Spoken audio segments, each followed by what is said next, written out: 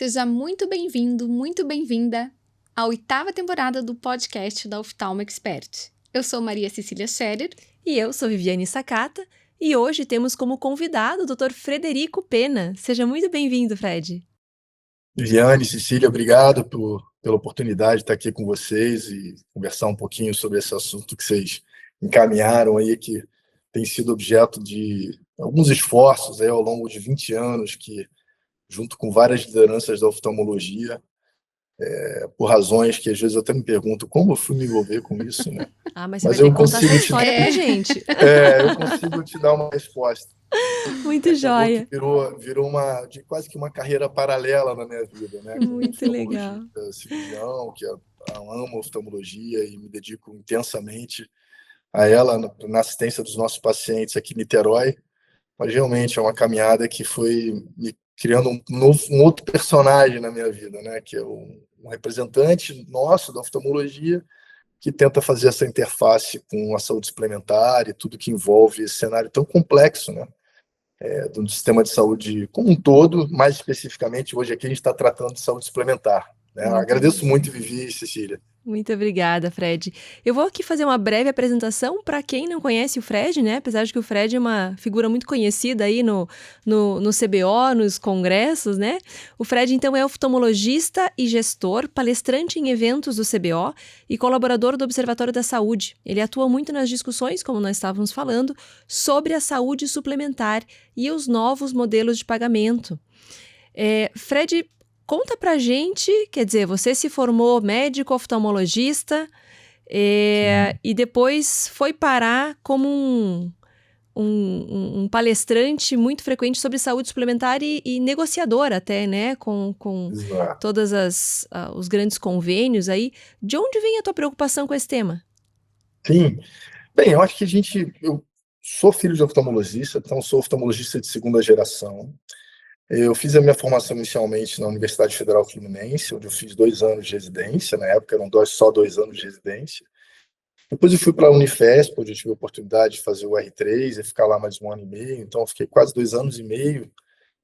E quando eu volto para Niterói, eu vim participar de um grupo, que é o Hospital de Olhos de Niterói, onde até hoje eu participo da direção, que é um grupo formado já por um grupo de oftalmologistas em desenvolvimento de um negócio, que naquele momento, especificamente, tinha ocorrido uma grande ampliação da estrutura de negócio. E a gente precisava formar um grupo diretor, e eu fui convidado para participar como ouvinte, e ali eu fui me identificando com os temas que passavam pelo meu dia a dia, que envolviam as dificuldades de estabelecer entre as operadoras de plano de saúde e nós, né, ali, aquele grupo de oftalmologistas, e o mercado também que está aqui ao nosso redor, na região do Grande Rio, algum diálogo melhor. E havia, naquela ocasião, um grande movimento que marcou a oftalmologia até hoje, deixou grandes legados, né, que era um movimento coeso, que era um grupo de cooperativas administrativas, que foi formado inicialmente no Rio de Janeiro, e que passou, então, a ter algumas unidades no Brasil, e esse grupo coeso, que depois já acabou sendo abraçado, né, encampado pelo CBO, formando-se, então, isso eu estou encurtando aqui a história, né, a Comissão de Saúde Suplementar, né, do CBO, mas esse grupo tinha uma atuação bem interessante aqui. Eu comecei a ir a algumas reuniões junto com a diretoria do hospital e fui vendo que era muito importante entender como eu podia contribuir, né, não só para melhorar a relação da empresa na qual eu participava, mas principalmente ter um trabalho um conjunto coletivo que muitas vezes era o que resultaria em êxito maior, porque quando você estabelece um diálogo com seus pares, sempre buscando ali construir a relação com premissas técnicas, né? Quer dizer, não estou uma coisa é uma força cartelizadora, uma força que vai fazer algum tipo de concentração. Outra é uma força que se estabelece ali um diálogo buscando equilíbrio, resultado, bons resultados para os dois lados, né? E foi o que aconteceu. Eu me identifiquei com esse grupo. Na época, eu faço questão de citar sempre o Paulo César Farias, PC Fontes, Paulo César Fontes, o Nelson Lousada e outros colegas no Rio lideravam esse projeto e já estavam com uma certa aproximação do CBO. Eu entrei nesse grupo da Coeso e fui ficando ali, me tornei presidente da Coeso depois de alguns anos e, por conseguinte, esse grupo se aproximou do CBO, onde tudo se decide pela oftalmologia, e aí então me envolvi no trabalho do CBO relacionado ao mercado de trabalho, Comissão de Saúde Suplementar, onde até hoje sigo. Depois acabei participando da diretoria do CBO, e a gente vem cada vez mais buscando organizar a forma como o CBO lidera esse trabalho, né? Profissionalizar, trazer apoios de advogados, economistas, consultores de modo geral, que todas as áreas afins que se convergem para o mercado de trabalho da oftalmologia. E aí eu fui aprendendo com essas pessoas no meio do caminho, a gente vai aprendendo, né? Um pouco autodidata, alguns cursos, e aí sim eu estou até hoje ajudando e me juntando com os colegas que têm interesse por isso, para que essa relação se torne mais saudável, um sistema que é muito complexo e precisa de muito diálogo e soluções melhores do que as atuais. Muito interessante. Então, a tua entrada na Coeso data de 2000, isso? Isso. Tá. Então, você está há 25 2002, anos... exatamente. 25 anos lidando com 2002, isso. 2002 especificamente. 23, Quando eu então. volto para o Rio, me aproximo da Coeso. Muito legal, muito interessante. O título do nosso episódio hoje é A Crise dos Convênios e o Futuro da Medicina. E eu quero ver se você concorda com esse título. Concordo que a gente tem uma assimetria muito grande que tem se agravada. Então, o que caracteriza esse mercado de saúde suplementar é principalmente a assimetria de informação. Eu acho que o primeiro elo dessa cadeia que tem dificuldade de se informar é o paciente, né? Então, a assimetria de informação com o paciente é um ponto. Mas há uma enorme assimetria de informação de forças entre outros personagens desse ecossistema, prestador de serviço, operadora de plano de saúde. E como esse diálogo não tem evoluído, a tensão e, eu diria, os efeitos ruins de um abuso do poder econômico, de um abuso de uma força contratual, que é muitas vezes leonina, né? Mas você assina o contrato se quiser, mas se não assinar do jeito que eu quero, você não tem contrato, né? Então, resumidamente, essa é a condição que vem se impondo gradativamente, né? Cada vez mais as estruturas empresariais da oftalmologia têm que se adequar a uma demanda por preço menor e um enquadramento, muitas vezes, num sistema de atendimento que tem repercussões ruins para a qualidade assistencial, que é onde entra a nossa maior preocupação, né? Assim, o mercado é livre, todos sabemos disso. Ninguém está aqui com a ideia de fixar preço para nada. Mas o mercado livre ele funciona bem quando você tem realmente liberdade, né? Livre mercado sem liberdade de escolha do paciente e, eventualmente, uma liberdade de composição, né, de contratos onde você consegue assumir os compromissos de qualidade assistencial, atender bem ao seu paciente, ser bem avaliado por ele, ter bons desfechos clínicos. E, do outro lado, alguém se propõe a te pagar de forma justa para você viabilizar o negócio com uma margem de lucro que é natural de um mercado como o nosso. Isso que a gente está perdendo muito nesse contexto, porque existe um excesso de predominância da visão de quem contrata. E essa tem sido o tema que talvez aponte para o que se chama de uma crise, né? A crise do financiamento, por um lado, que a gente sabe que existe, né?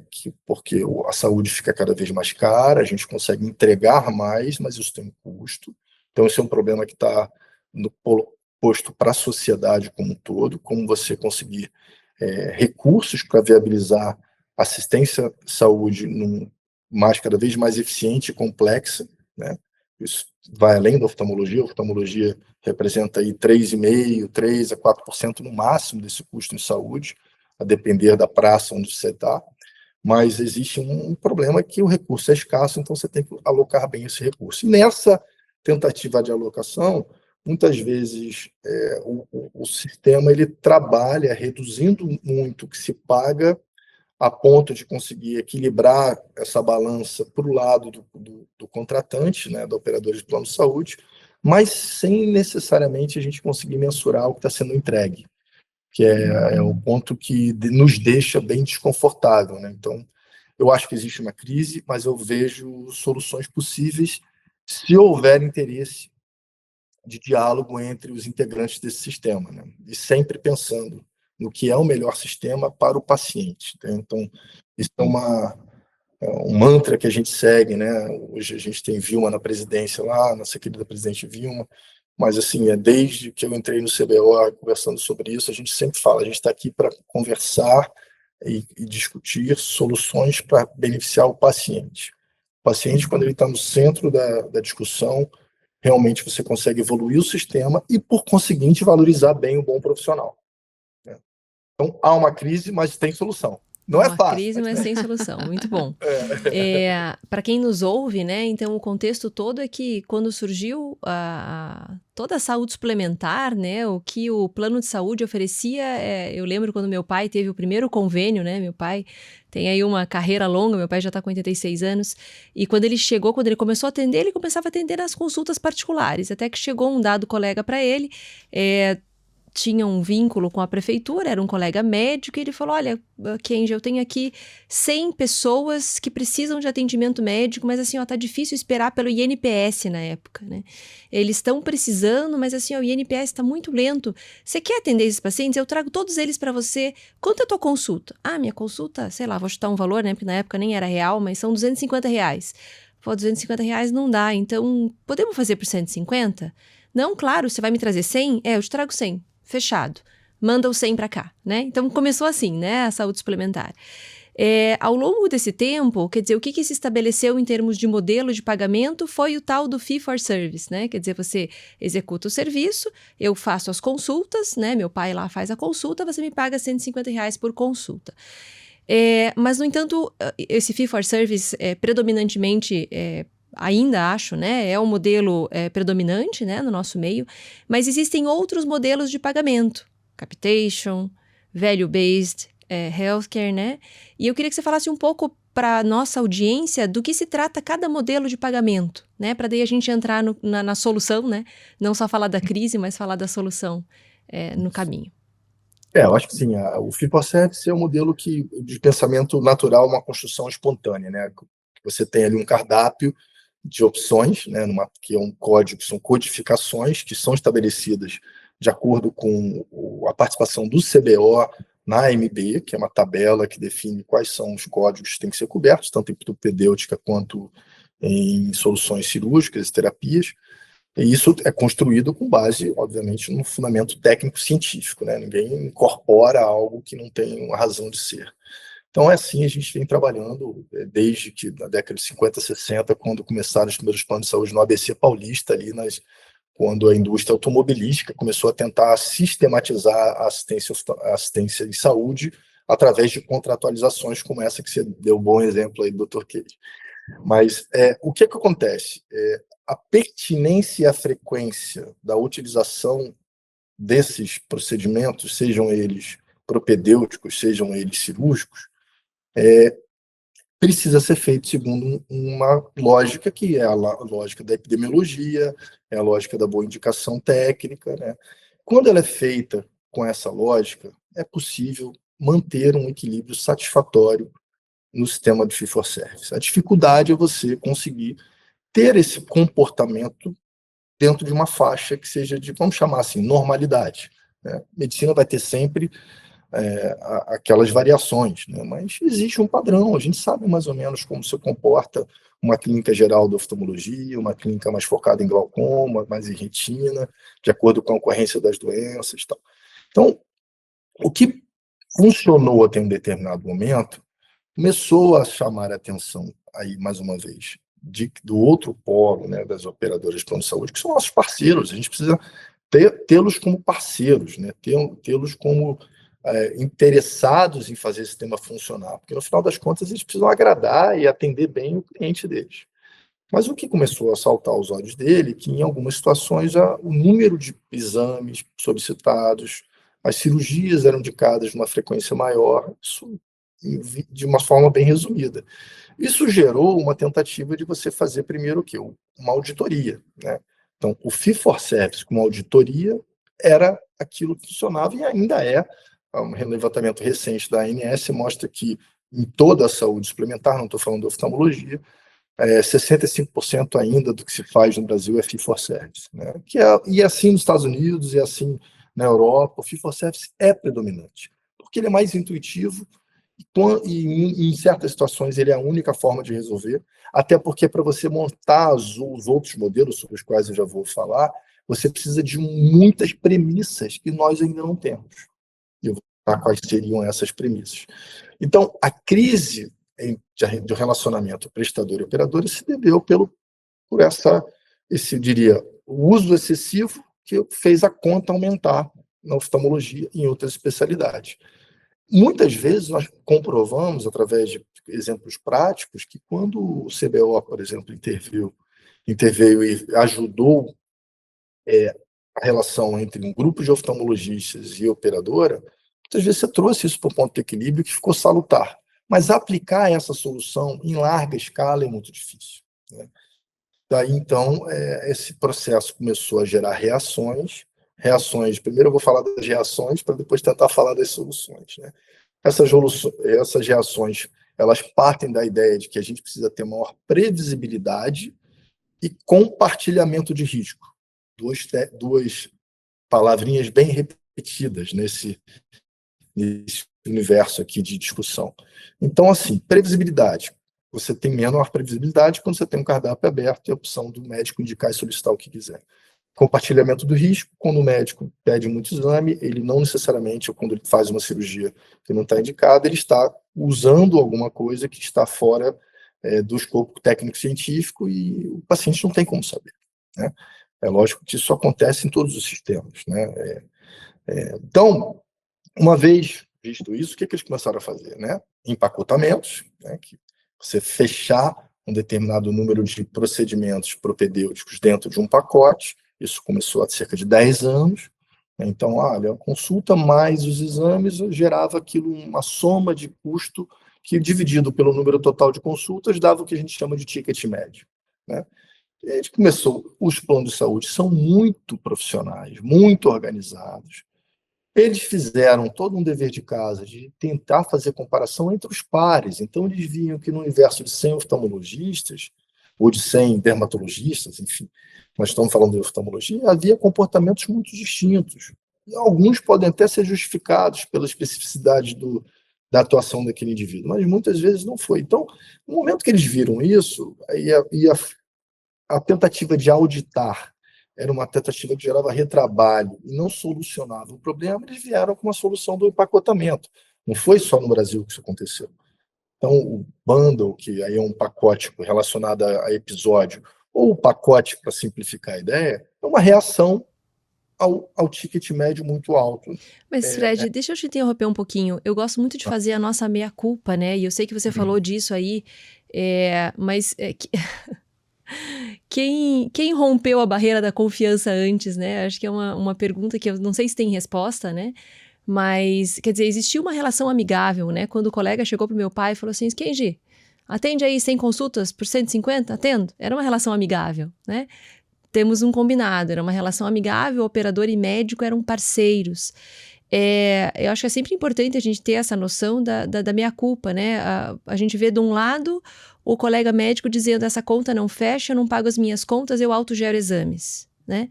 Do outro lado, a operadora dizendo a minha conta não fecha, você está fazendo exames demais e não está dando, estou no vermelho, né? É difícil dizer o que veio antes, o ovo ou a galinha, né? Mas o que você me conta um pouco disso? A gente tem que fazer uma meia-culpa também disso? Eu acho que cabe assim, nós fazemos, até porque, como eu falei, esses dados que eu acabei de exemplificar aqui, de mundo real, eles mostram isso, né?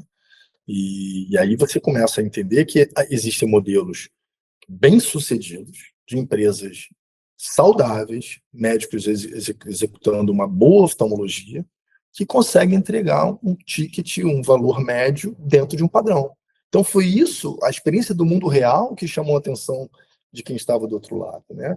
A gente não está falando que aquele indivíduo que tinha um custo médio 50% menor do que o outro estava fazendo um desserviço, né? Porque a gente sabe, né? O paciente, quem nos contrata e o paciente, ele traz o feedback, né? Um serviço que não tem bons resultados, ele tem uma repercussão negativa que chega a quem está te contratando rapidamente. Então, exatamente por perceber que havia variações de custo muito altas e com nível de satisfação muito alto em todas as variações, né? Houve um movimento de tentar fazer esse enquadramento. O que, para nós, foi muito tem sido muito complicado, porque, infelizmente, a dose do remédio passa a ser um veneno, né?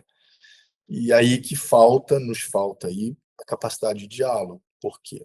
Quando você diz, mas Fred, existe uma narrativa do outro lado dizendo que o recurso é muito escasso, que precisa reduzir o custo, e então a oftalmologia também tem que reduzir o custo. É verdade, é isso que eles falam, mas a transparência desses dados, a gente tem pouquíssimo acesso a estudo. Mas a ANS tem um painel. Tem, mas o painel da ANS ele não é tão claro na distribuição desses valores. A gente sabe algumas coisas que, aqui eu não estou aqui tentando dizer que a culpa é só do outro, pelo contrário, a gente está aqui tentando construir soluções. Mas um dos exemplos, só para citar um dos exemplos, se por um lado a gente tem que fazer a meia-culpa, e olhando o sistema como um todo, existem custos hoje no sistema de saúde suplementar que são difíceis a gente conseguir até compreender. Eu vou citar um deles, né? O custo de comercialização, o custo de comissionamentos, consomem valores enormes. O modelo do campo de saúde suplementar está montado nessa premissa. Então, para os 280 bilhões que existem investidos em saúde suplementar no Brasil, tem um volume enorme de dinheiro que vai nesse elemento, né?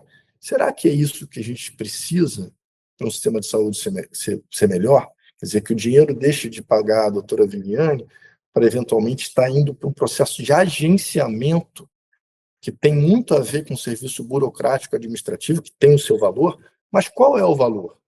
Então, nos falta, no sistema como ele está hoje, de um lado, a meia-culpa que a gente tem que fazer, mas do outro lado também tem coisas que a gente precisa ajustar, né? Para que sobre mais recursos para pagar quem faz bem feito. E para que a operadora tenha o seu resultado positivo, porque ela é uma empresa, precisa viver de resultado, né? Mas, no contexto atual, a tendência é que a força venha contrária ao prestador. Que é muito mais fácil, entendeu, Vivi? É muito mais fácil a gente ficar à mercê dessa configuração hoje de operadoras cada vez maiores, uma concentração muito grande, e a ANS, que cumpre um papel institucional e vem melhorando o mercado, ela tem limitação no que ela pode fazer, até no seu escopo mesmo jurídico de atuação, né? Uhum.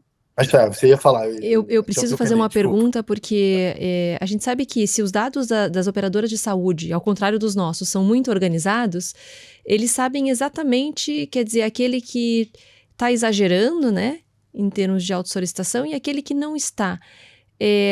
Existe alguma justificativa por que não não criar uma regra para todos, mesmo aqueles que fazem certo, e não punir quem realmente está fazendo, quebrando o sistema, vamos dizer assim?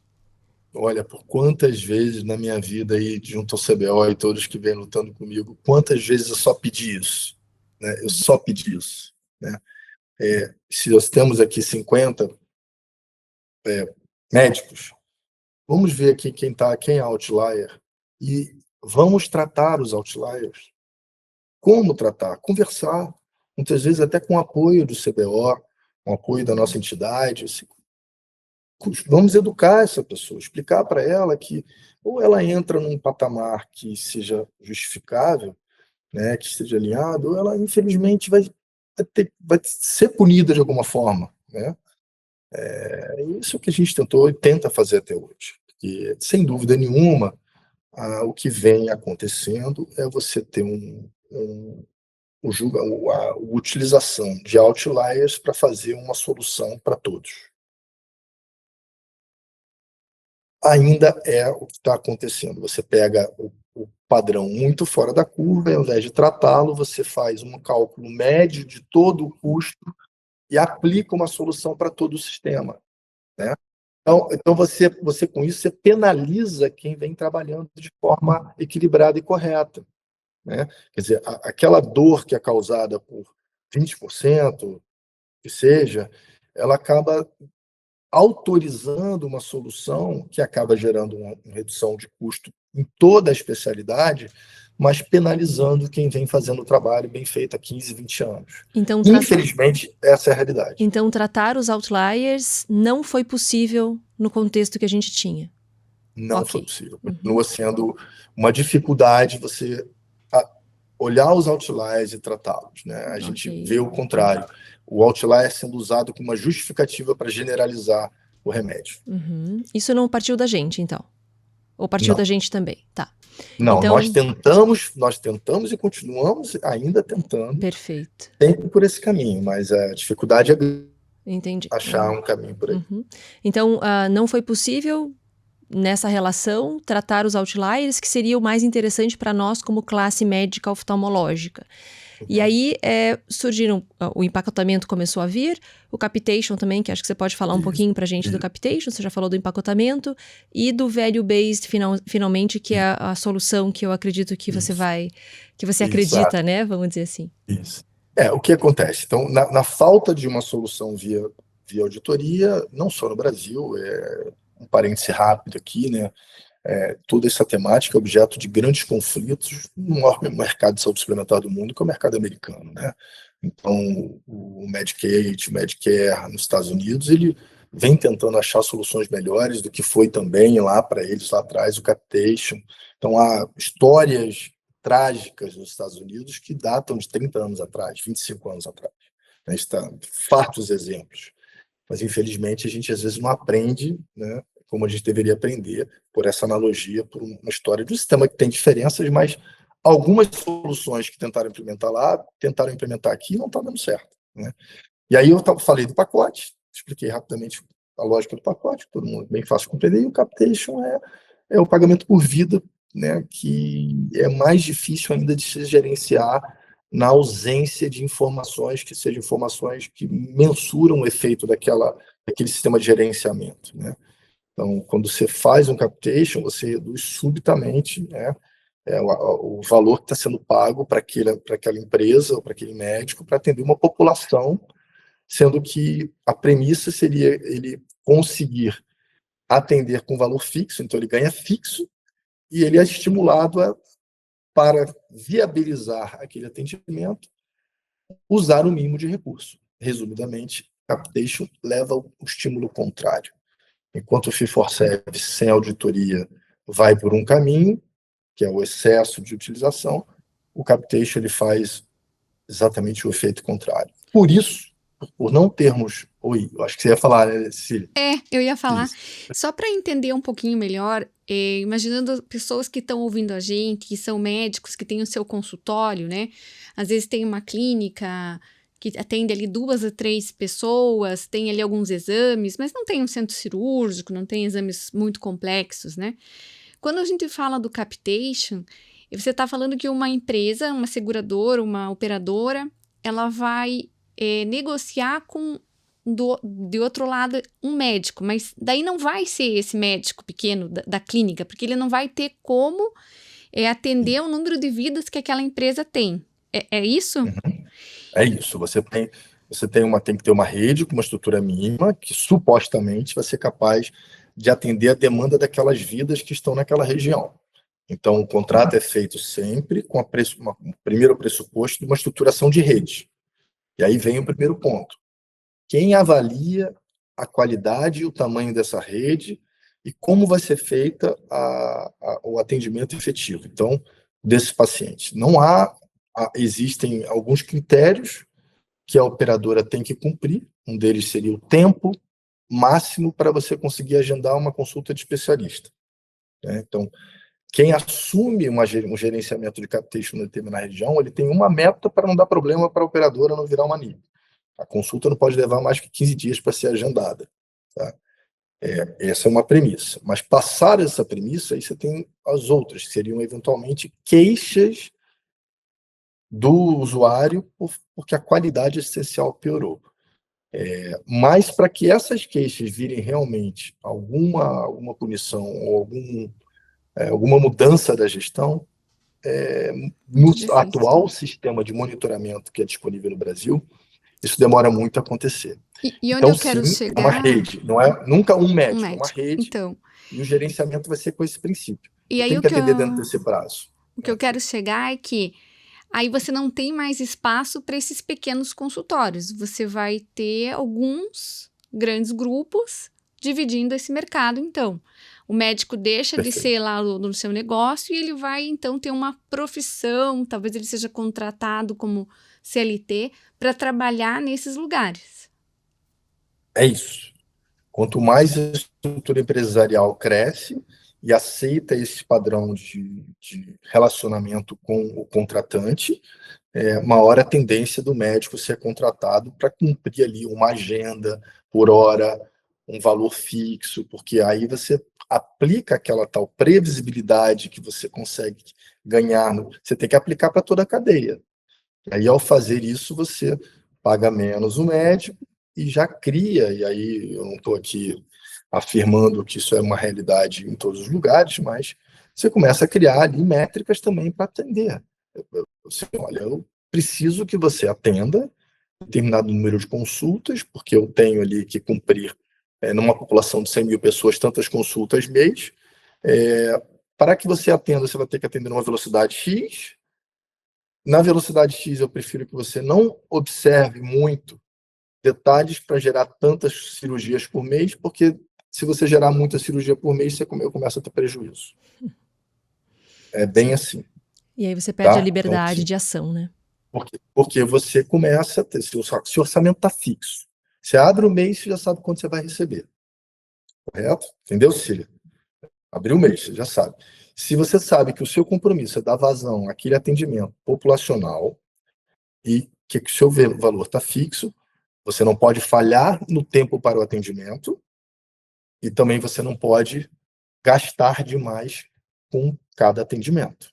Desculpa o gastar, né? Mas quis dizer assim, você vai acabar tendo uma prática ajustada, né, no dia a dia para vigiar, por exemplo, esse indivíduo, determinado médico aqui não entendeu, ele indicou aqui 10 cirurgias de cataratas, ele fez 100 consultas, ou fez 200 consultas, aí você começa a criar métricas de gerenciamento. E, obviamente, não usam nenhuma premissa técnico-científica, médica, né? E aí você começa a ter o efeito de cerceamento do exercício da medicina. Fred, como é que você prova isso? Eu não estou aqui dizendo que eu vou estar trazendo provas de um crime, né? Absolutamente. Mas é muito fácil você conversando com as pessoas e vendo o que está acontecendo. Basta ouvir os pacientes falando da experiência que eles têm quando eles passam nessas estruturas. Então, todos nós estamos vendo isso. E aí eu não estou aqui, de novo, atacando, eventualmente, uma empresa que esteja fazendo isso. Eu entendo a tentativa de achar soluções, mas eu tenho convicção que essa não é a solução. E E- existem soluções melhores. E aí Certamente. é onde entra, Vivi, que você me perguntou Aham. para falar, eu fiz um preâmbulo grande aqui. O que é o conceito do VBHC, Value Based Healthcare? Esse conceito, ele utiliza ali métricas bem estabelecidas, e, de novo, a gente não está inventando isso no Brasil, isso foi desenvolvido, principalmente nos Estados Unidos, na Europa também está bem avançado, inclusive do NHS, um sistema inglês lá, que a gente conhece bem como referência, ele também utiliza isso, apesar de ser um sistema de financiamento estatal, ele também busca critérios, né, para ter eficiência na gestão e premiando também aqueles médicos e serviços que conseguem atingir certos patamares de eficiência. Então, no VBHC, ao invés dessa escuridão de parâmetros que nós citamos aqui em alguns exemplos, de uma opressão pelo preço, se você se vira para fazer do jeito que dá, né, você passa a ter critérios.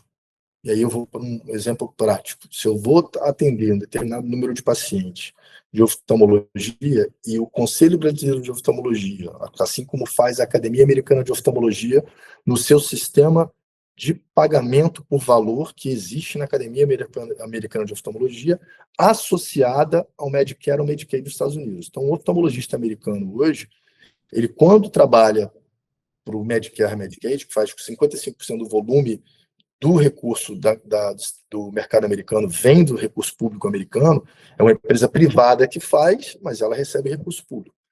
Ela já é, na oftalmologia, remunerada de acordo com critérios. Por exemplo, como foi o nível de acerto que eu tive de biometria, de variação de resultado da cirurgia de catarata, respeitando ali a variação biométrica até 1 grau. Né? Então, assim, se eu operei 100 cataratas, quantos dos meus pacientes atingiram a meta que eu coloquei como a meta ideal? Quantos dos meus pacientes tiveram necessidade de fazer vitrectomia por uma complicação, por uma ruptura de cápsula ou por uma endoftalmite? Né? Tudo isso vai compondo critérios. E, além disso, você também mensura a satisfação do paciente. Qual é o score de satisfação que o paciente der? Promise and Premium são 2 conceitos, né? Os objetivos que passam pela análise métrica mesmo de desfecho e aquelas percepções que o paciente tem, que também são importantes. É lógico que você transformar isso numa solução matemática requer um critério científico. Qual o peso que eu tenho que dar para a satisfação do paciente e qual o peso que eu tenho que dar para os critérios objetivos que academicamente definimos como sinalizadores de uma boa prática, seja na assistência de retina, de glaucoma ou de catarata. Tudo isso é mensurável, nós sabemos que é. Mas para que isso seja mensurável, a primeira coisa que a gente tem que fazer é trocar informação. E aí, eu falei mais cedo sobre as premissas que nós ainda não temos. Mas não é porque não as temos que nós vamos batalhar para tê-las, né? Por exemplo, o sistema americano é um sistema hoje com um grande sistema de troca de dados, né, que a gente chama isso de interoperabilidade.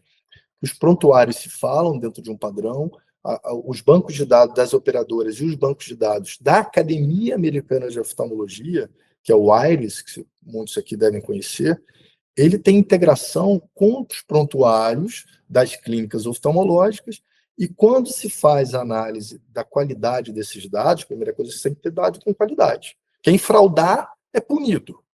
Primeira coisa. Por que adianta fazer isso se vão fraudar? Padrões fraudulentos são detectáveis, e aí é onde entra a punição. A primeira etapa desse processo é você compartilhar dado e participar. Então, há 25 anos atrás, quando o sistema de saúde americano começou a avançar nesse sentido, estou falando do americano que eu peguei o gancho da academia aqui. A primeira coisa que aconteceu foi premiar quem resolveu participar. Então, um indivíduo que, poxa, a clínica da Cecília conseguiu preencher lá o prontuário de 80% dos seus pacientes com padrão legal, aquilo já virou um pagamento por performance, um prêmio. Você está contribuindo para que o nosso banco de dados melhore. Muito obrigado. Eu não estou mensurando se você está fazendo bem feito ainda, mas a primeira etapa do nosso trabalho é saber se você está botando os dados nos campos estruturados que definimos que seria importante para nós, certo? Então, etapa 1, trocar dados. Etapa 2, em consenso com a comunidade acadêmica, né? E aí, de novo, não pode ser uma operadora fazendo isso sozinho, mas a Academia Americana de Oftalmologia, o CBO, a Sociedade Brasileira de Glaucoma, de Catarata e Retina in Vitro podem dispor, são dados públicos, parâmetros que servem para mensurar a qualidade essencial de oftalmologia.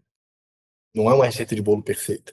Então, essa chancela tem que vir da nossa comunidade. Por isso, a integração que a gente faz no CBO, tenta fazer entre tudo isso que eu tive que aprender a amar em 25 anos, né, 20 anos, com a boa oftalmologia, que eu adoro fazer e quero fazer por todos os meus pacientes. Estava aqui atendendo, vim aqui conversar com vocês e vou voltar para atender, né? Ali, operei ontem e estou vendo meus pacientes de hoje.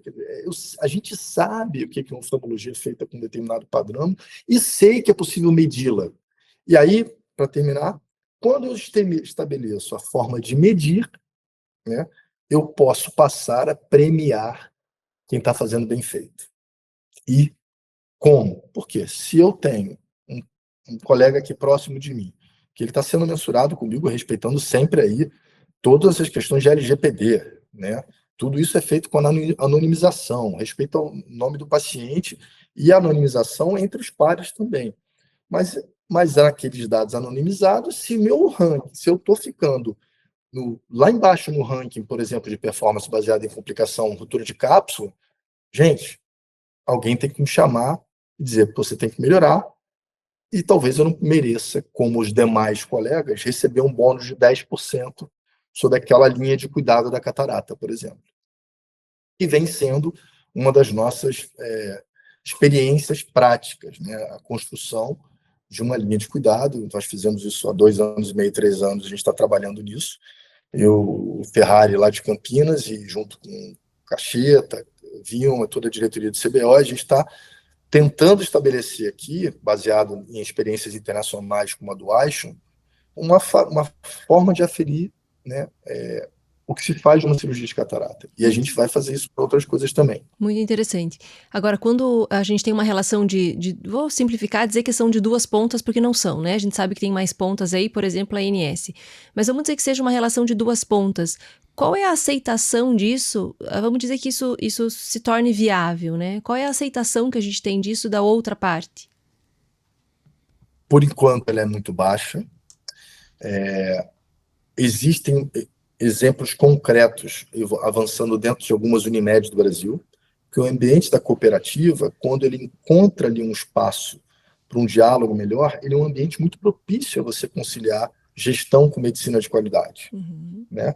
Então, a Unimed no Brasil avançando, e o CBO tem participado disso com eles, mas o capítulo que eu acho que é de mais concreto que há é que a própria ANS, depois de lançar o guia, o manual para remuneração, para novos modelos de remuneração, que já ocorreu há alguns anos, agora, no último ano, ela lançou um projeto para botar em prática experiências de remuneração baseada em valor.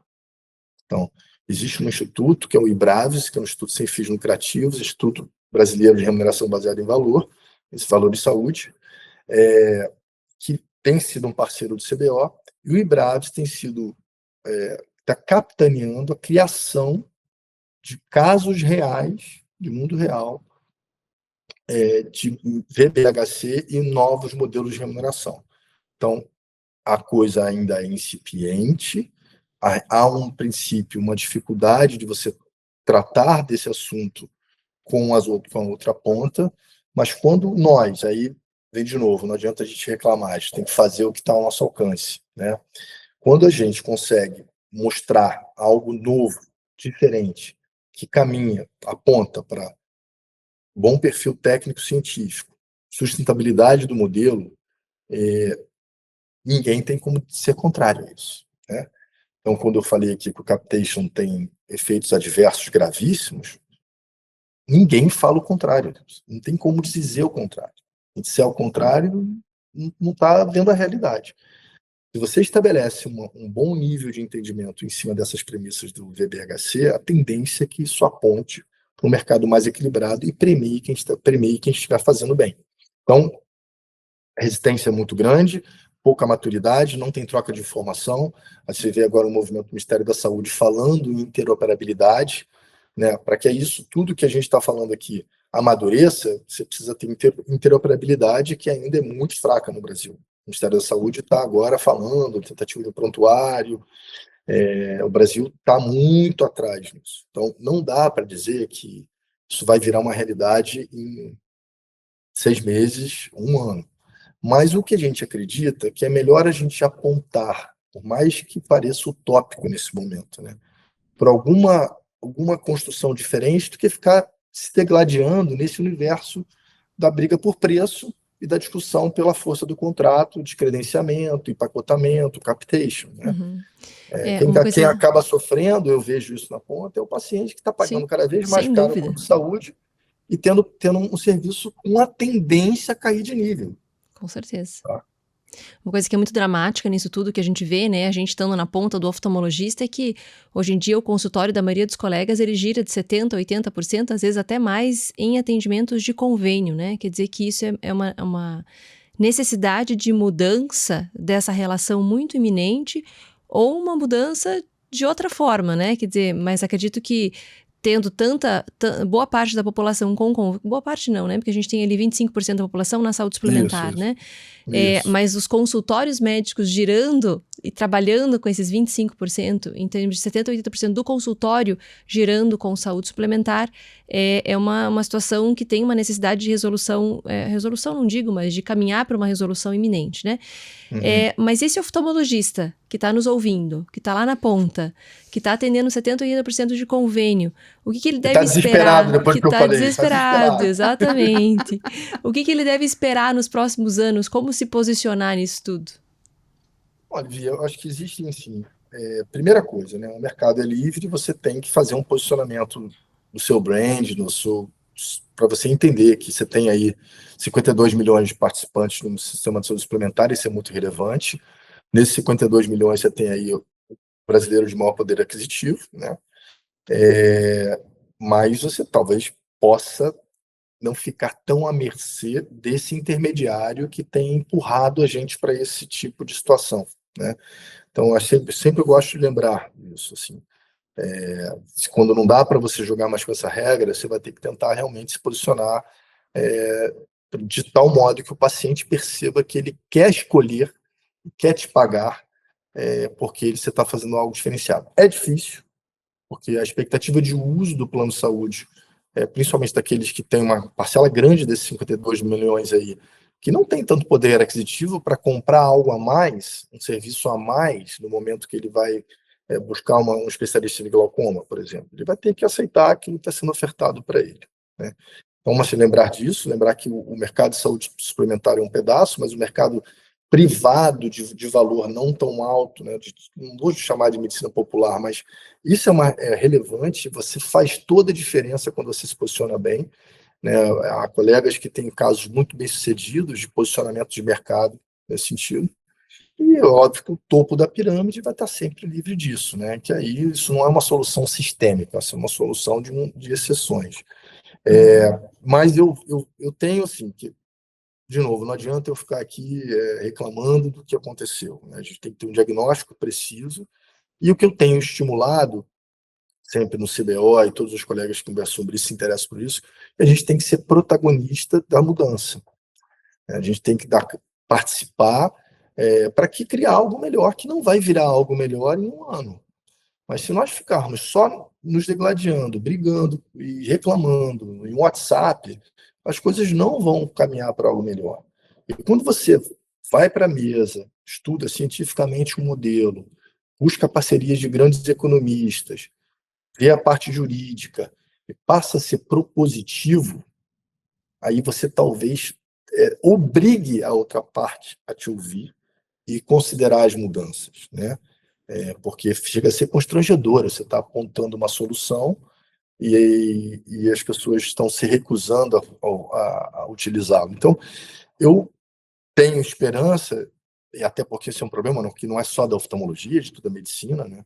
Eu tenho esperança que haja nos próximos anos, até pela ação da ANS, que assumiu a necessidade de liderar isso e colocou lá o IBRAVIS nesse comando, que eu acho que talvez a gente esteja diante de proposições mais efetivas.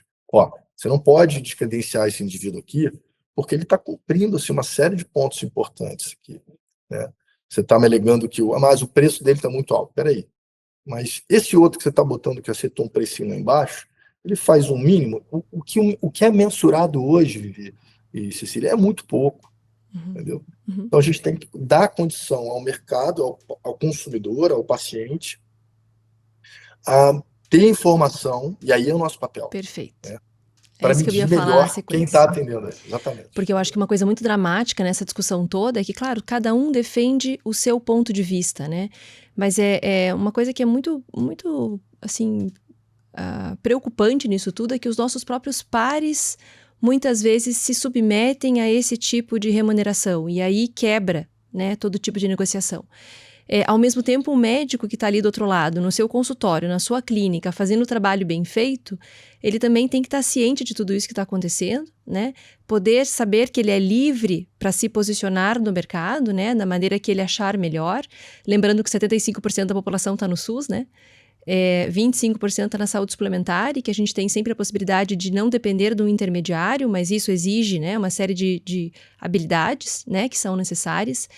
E que, mais do que isso, eu acho que a gente tem uma arma, entre aspas, né, que talvez a gente não esteja usando isso na potência que a gente pode, que é a opinião pública, né?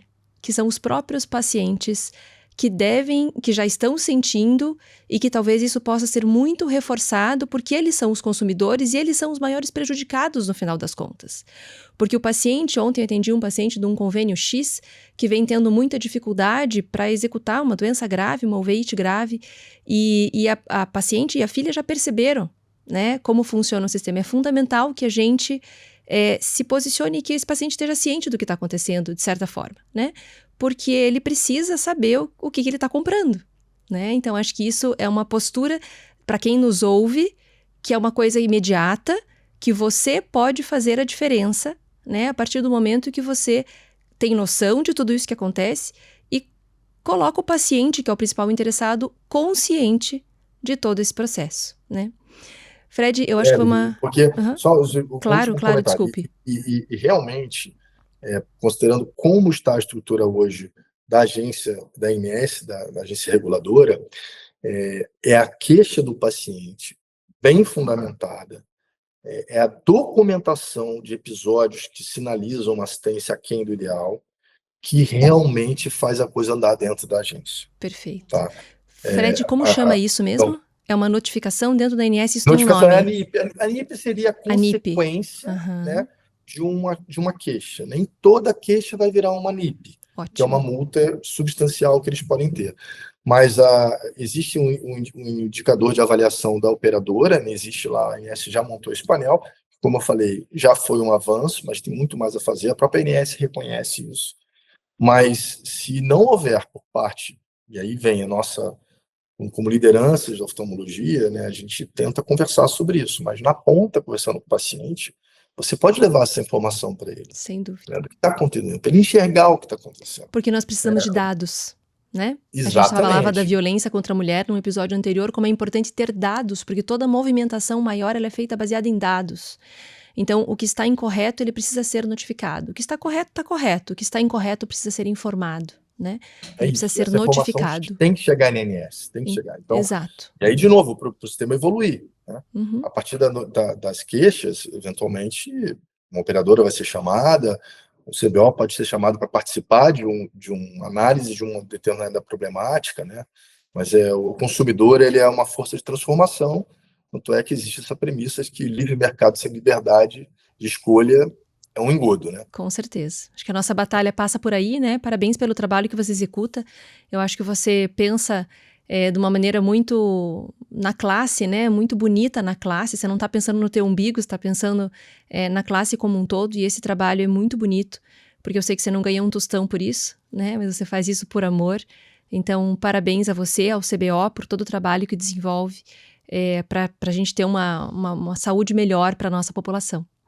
A gente vai chegando ao final aí do nosso episódio, Fred, um episódio riquíssimo aí, com muita informação pesada, né? Muita informação de peso, mas que tem muita relevância aí, considerando que a maioria de nós, colegas que atende no sistema de saúde não público, vamos dizer assim, tá no sistema de saúde suplementar. Então, nós temos que saber disso. Se nós não gostamos, nós vamos ter que passar a pelo menos saber dessas informações para podermos seguir em frente, né? Então, muito obrigada, Fred, pela tua participação, Fred, e pelo teu tempo. Obrigada. E nós eu que agradeço enormemente a oportunidade de trazer essa informação aqui. Nosso objetivo é realmente fazer os colegas entenderem o quanto se dedicar um pouquinho à compreensão disso pode fazer toda a diferença.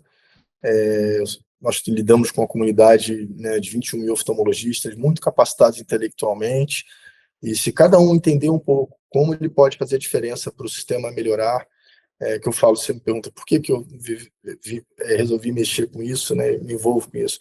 Sinceramente, cada vez que eu examino um paciente e vejo que ele pode estar recebendo algo a menos do que ele está recebendo e pagando cada vez mais caro pelo plano de saúde, isso para mim é uma motivação para a gente gerar em nós, oftalmologistas, conhecimento, que com informação a gente participar de forma diligente, inteligente, educada, sem criar confusão, que é como o CBO vem trabalhando para o sistema evoluir para todos nós e principalmente para os pacientes. Perfeito. Você está cumprindo a missão de cuidado com o paciente no final da ponta, e é o nosso convite aí para nossa audiência também cumprir a missão aí no seu consultório, na sua cidade, no interior, aonde você estiver, ajudar a cumprir essa missão.